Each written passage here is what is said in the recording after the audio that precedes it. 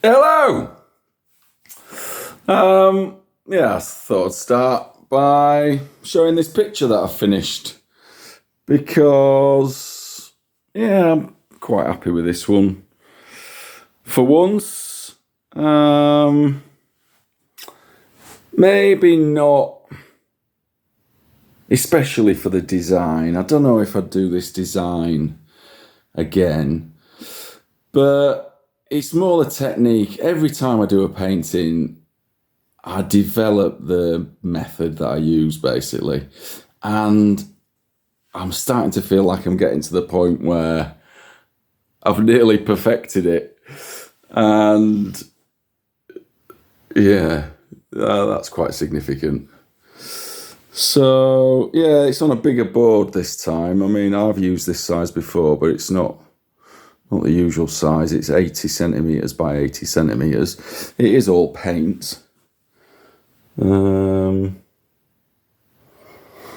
Including the border and so anyway, that's that one. There is another one here actually. I don't think I showed this.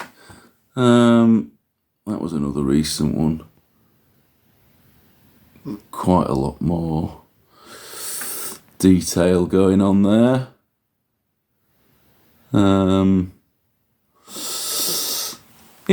Anyway, but this isn't about art necessarily, more about these records here. So, it's just a vinyl finds, and I'll show you what I've got. So I've been away again this last week, got over to Ireland for a few days, and done a bit of digging, found a few random things, spent loads of money in charity shops, picking up interesting things for £1, most of which haven't ended up being that interesting, but there's a few things here that I'm pleased to get, and there's no limit to how much money I'll spend in a charity shop on £1 records if they look interesting, because giving to charity is no bad thing, and I can always donate them elsewhere. This one didn't probably work out quite as I was hoping. I'm probably assumed that it was, so it's Decider Arta, and I probably just thought, it was this girl on the front, it was her record, but I don't think she's got anything to do with it because it's this artist here, Charles Martin. He's an American gospel singer. This is his only record from 1970. Understandably, he's only done one record because this record is not great at all. But there's one amazing standout track which is just completely out there compared to everything else, and it's this track I Am Music, where he's just gone off on a bit of a sort of garage rock vibe really, and the vocal performance is out there as well, and that track's amazing, so I'm keeping it for that. It's on this Ambassador label. BBC Snooker Themes, I wasn't leaving this behind, so this is a single from 1984. So it's got Drag Racer, which is the really familiar theme tune to BBC Snooker or BBC World Snooker, whatever it is. So, I think that was originally out on a compilation in 82. Maybe they started using it in 82. I was reading that it was recorded in 76, actually, by Douglas Wood Group. But, maybe just didn't really do anything with it until the early 80s. This is Fast Break. So this is a soundtrack to a film that I'm not familiar with. This was out in 79. This cost £1. The Discogs median is £2. So this is not a well thought of record. So it's Billy Preston and Cyrita. I kind of like this. Half of it's instrumental tracks, and they're all decent. Some of the vocals maybe don't quite work for me. But it's not bad at all. This last track, Go For It Disco, again, the vocal, I'm just not certain about. I mean, it's quite a long track, about 8 minutes, but you know, the majority of that tune is great, really. I think I put this track on Welcome to Codwallader on the playlist. That's an instrumental. So, yeah, I mean, I'm pleased with that. It's on Motown. Yeah, really pleased with this. This was the real bit of luck. Got a copy of Superfly in a charity shop in Enniskillen for £4.50. I don't think I've definitely never owned this record before. I don't think I've even listened to the album in full before. So there's quite a lot of his most famous tunes on here. Pusher Man, Freddy's Dead, Superfly, obviously. But yeah, there's great stuff. Deeper cuts. Little Child Running Wild is the one that I put on the playlist. So yeah, I think this is just a UK original on Buddha from 72. Got this Tina Marie single, I Need Your Lovin'. This is from her third album, Irons in the Fire, from 1980. This is an edited version. I think you get the full version on the album. Skyline. So this was one that was on the shelf. I can't remember when I got this. This is their fourth LP from 81. So this is a Salsoul release, but it's UK pressing on Epic. So there's a few singles on here. I think Let's Celebrate, Call Me, Jam the Box, maybe, probably others. Gonna Get It On is the song that I really liked on side 2. So this is a cheap record. It's, £5, Discogs Median, I think. So yeah, I'm happy with that. I decided to show this. I was maybe saving this for like another video I might do with all sort of dance related stuff. But it kind of fits. And this, yeah, so this is a single from 1993, Gems for Gem, Time for Love. I absolutely love this tune. I've played it loads. But it sounds more 80s than it does 90s. Sort of a late 80s, don't know, maybe street soul or... a bit more of an 80s sound to it, and got sort of saxophone in places.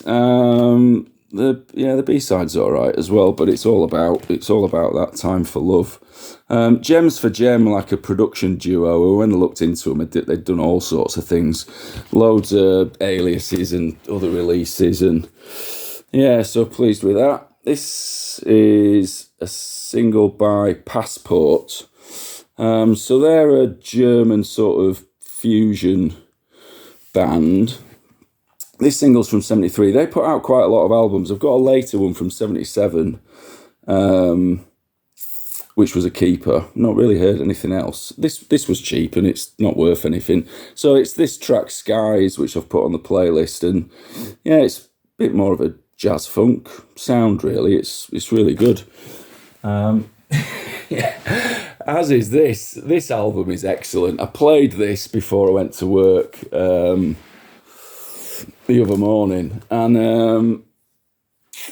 I loved it. I loved it start to finish. So it's Nina and Frederick, who everybody's familiar with because you see their records everywhere for £1, and it's just easy listening, melodic 60s pop that nobody's interested in. But I just didn't recognise this one, so I thought I'll take a chance. And so this is later. It's from 68, and it's just an amazing production. And when I looked into it, I don't know if you can see that, it says musical director Sidney Dale. So he's a British composer and arranger who's done lots of library LPs, lots of other arrangements for other artists. And he was from York, actually, which isn't too far from where I am.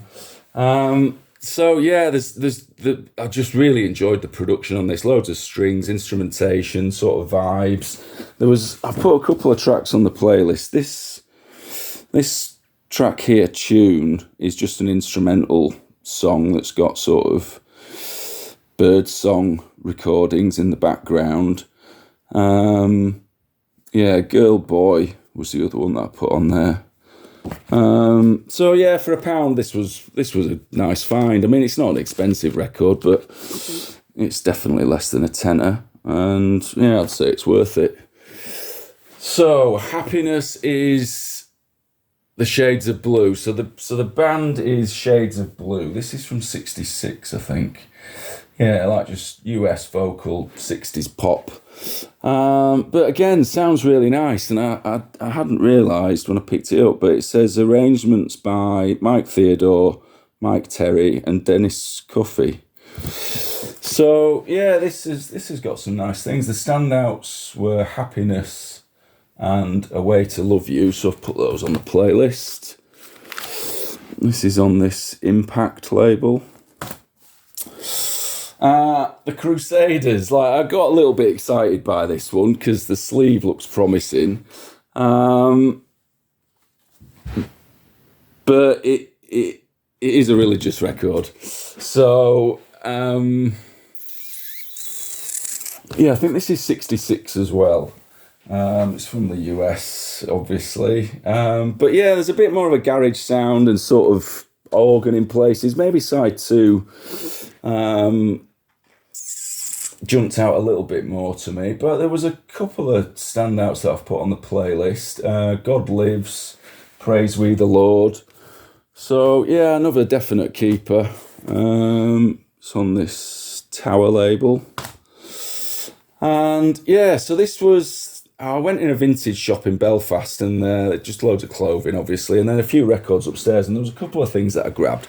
But I sort of paid for these, but I had a listen and I thought, I'm into these. So this was a band I wasn't familiar with, and it's Romeo Void. So they're a US sort of new wave band. This is their first LP, It's a Condition. And yeah, like it's on this 415 Records. So sort of female fronted, 1981 this release. Little bit of an experimental sound, because it does have sort of saxophone on quite a lot of the tracks, and yeah, it's not a straight up rock record. And honestly, I've enjoyed the whole of this. I'd definitely look out for their other two. So I put a couple of tracks on. Myself to Myself is the lead track there. Maybe that's the most sort of, I could imagine that might have been a single.